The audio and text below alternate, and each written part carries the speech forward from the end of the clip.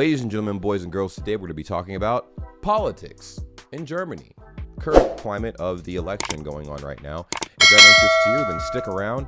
I have taken the Volumat quiz in, I guess a couple days ago, actually, and that was very interesting. The comments were very interesting, but I definitely want you guys to go check that video out if you guys haven't already. I had a very, very, very near and dear friend help me with that, and you know, it was very interesting, the comments that people were giving once I took that quiz. So anyways, if you guys are new to the channel, willkommen. If you guys are returning viewers, willkommen zurück. Because videos every single day oder jeden Tag.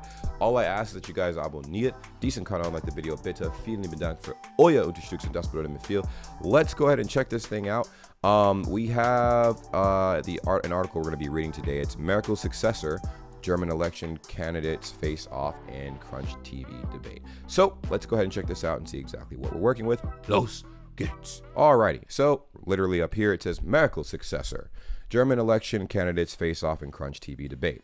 Who will succeed Angela Merkel? The candidates to become Germany's next chancellor faced off in a TV debate. Social Democrat Olaf Scholz produced a solid performance to maintain his hold as the front runner. Alrighty, let's look at okay, so that must be Armin on the far right. In the middle, that's the Grüne Party. And on the left, that's got to be Olaf Scholz. Okay, they literally have the names right next to him. Okay, that's cool. Awesome. And Olaf Scholz is, looks like he a SPD leader. He is the leader of the SPD. Oh, wow. Early Snap polls suggested that the SPD chancellor candidate, Olaf Scholz, did enough on Sunday evening's three-way TV debate to maintain a slim but solid lead over his rivals in the final straight of the election campaign. Just moments after the 90-minute truel ended on Germany's public broadcasters, an Infotest DIMAP poll found that 41% of the 1,500 viewers asked found that Scholz was the most convincing, a long way ahead of the CDU candidate Armin Laschet and the Grüne Party Annalena Baerbock on 27% and 25% respectively. Oh my God. Dang. Like, it's like literally Olaf Scholz is leading by a landslide. Jesus. Okay. That suggested that Scholz had successfully fended off the barrage from his conservative rival Laschet, who, as expected, spent the early part of the debate trying to bait finance minister Scholz out of his unperturbed demeanor. But those attacks ebbed later in the debate when the candidates were forced to present policy details. And that seemed messy, and we're going to check that out. Dang. All right. Struggling with the radicals. Laschet was quick to score points when he was eager to Laschet was quick to score points he was eager to make against Scholz, first demanding to know once again whether he would countenance a coalition against the Socialist Left Party. Scholz refused to be drawn, as he did when challenged by moderator Maybrick Illner on why he had not yet presented a potential government team or shadow cabinet after the election. But Laschet himself was soon under pressure over his own party colleagues, specifically CDU candidate in the Eastern Germany, Hans-Georg Maaßen. I'm pretty sure, I want to say Georg, but I'm pretty sure that's not how, I don't know. Is that how you say his name? Is it George? I'm going to just call him George. Maaßen. All right. Maaßen, a former domestic intelligence chief, has frequently drawn criticism over nationalist remarks that many believe belong to a more far-right party rather than a center-right one. Okay, which makes sense, obviously. Like, I don't know what he was saying specifically, but it seemed like he's saying some real conservative stuff. You know what I'm saying? Laschet refused to say whether or not he would vote for Maaßen if he lived in his constituency. There are a lot of differences between me and Mr. Maaßen, although he will have to stick to the course I set as party leader, he said. Interesting. So this next one says, thorny money laundering questions. Scholz, meanwhile, was forced on the defensive when asked about recent raids by state prosecutors on the finance ministry, part of a probe into the government's FIU anti-money laundering department, an agency of finance ministry. If my finance minister had worked like you, we would have had a serious problem, Laschet, currently state premier of North Rhine-Westphalia, told Scholz. Scholz, prepared for the attack, angrily accused Laschet of painting a misleading picture and played down the investigation because it was centered on the possibly illegal activities of a single employee in Cologne, oder Köln. He went on to point out that he had expanded financial oversight at the ministry since his tenure began in 2018. For her part, Baerbock used the opportunity to attack both the parties currently in government for failing to do enough about the billions that the state loses every year through tax evasion and money laundering. Now we're clearly seeing that there is a huge problem, she said. Interesting. What the heck? This seemed like a spicy debate. Here we go. Climate crisis. Of course, Baerbock was at her strongest when challenging the men on either side about their party's record on climate crisis. We're missing our climate targets with dramatic consequences, and you have both made it clear you didn't orientate yourselves around the solutions, but just pushed the blame on each other about who was hindering what, she said. Picking up a frequently used line in her campaign, Baerbock, or I keep saying Baerbock, but it's literally like probably, is it Baerbock? Baerbock? I'm going to say Baerbock. I don't know how to say her name. Baerbock argued that the next government would be one of the last to have an active effect on climate crisis. That means we have to get away from coal power earlier and significantly earlier than 2038, the current target, she said. But we can't carry on for the next 17 years as if nothing was happening.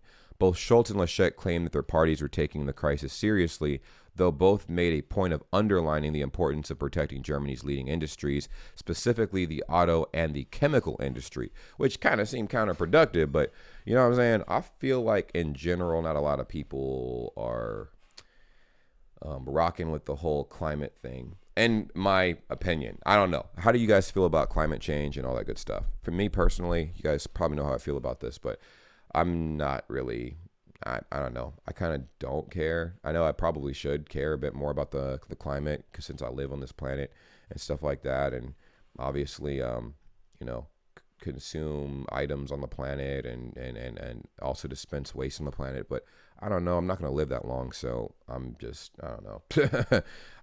I'm that long, meaning like I'm not about to live to be like 500 years old or something. So I also don't go out of my way to destroy the environment I'm around. I'm just kind of impartial for me when it comes to that. I'm like, cool. If they do things to improve it, cool. If they don't, cool.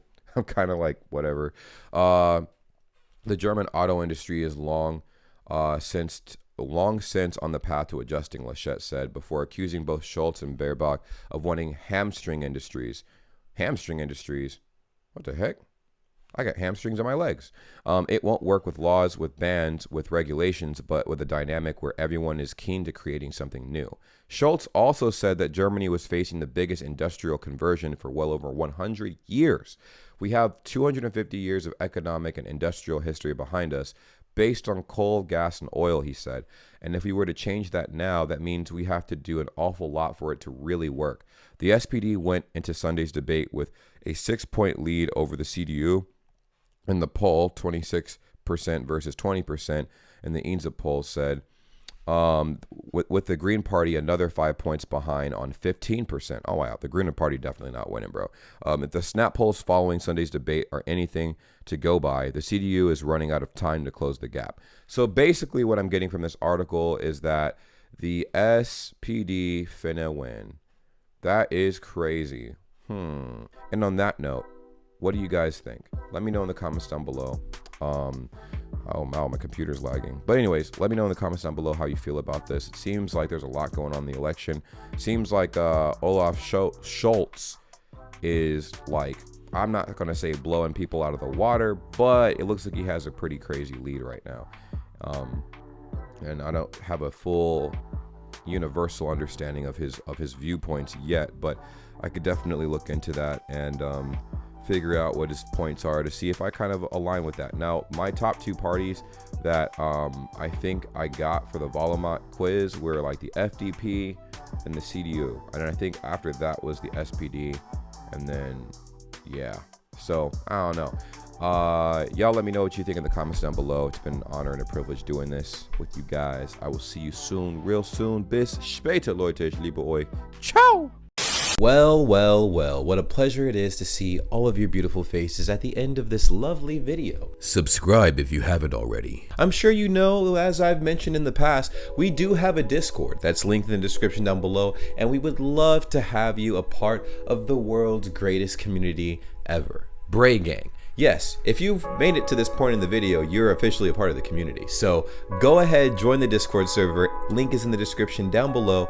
And we also have other social media as well, like Instagram, Twitter. We're live. We go live on Twitch quite often as well. So it would behoove you to, go ahead and subscribe to the Twitch channel at twitch.tv/JamesBrayGang. Join the cause and be a part of the greatest, literally the greatest community ever. Okay, it's simple. Just go ahead and do those little things. We're trying to grow on all these little platforms and everything, and it really means a lot. Now, I know you guys stumbled up across the channel and you're like, what does this guy post? Like, what kind of content does he post?